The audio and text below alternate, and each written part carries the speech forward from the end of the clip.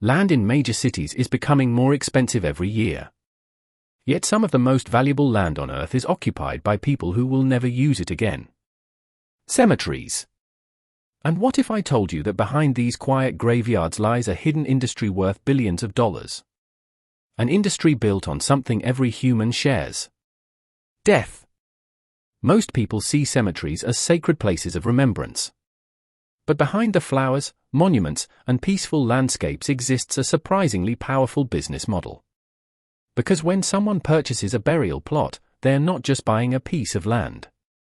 They're buying permanence. And that's where the mystery begins. For thousands of years, civilizations have buried their dead. Ancient Egyptians built massive tombs. Romans created elaborate burial grounds. Kings and emperors spent fortunes preparing for death. But modern cemeteries transformed burial into something entirely different. A structured business. A business that quietly expanded alongside growing cities. And as urban populations exploded, something unexpected happened. Land became scarce. Suddenly, cemetery owners found themselves controlling some of the most valuable real estate imaginable. But that's not even the craziest part. The real money often isn't made from the burial plot itself. Most people never realize what happens behind the scenes. A cemetery may sell burial plots, but that's only the beginning.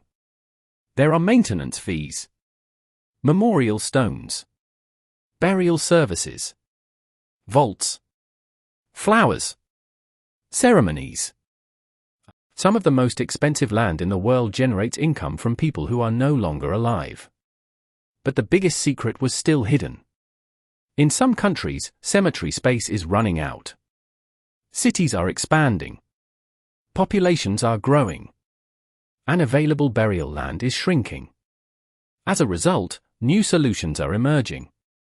Vertical cemeteries, digital memorials, high-tech cremation services, even virtual remembrance platforms. An industry once rooted in tradition is being forced to innovate.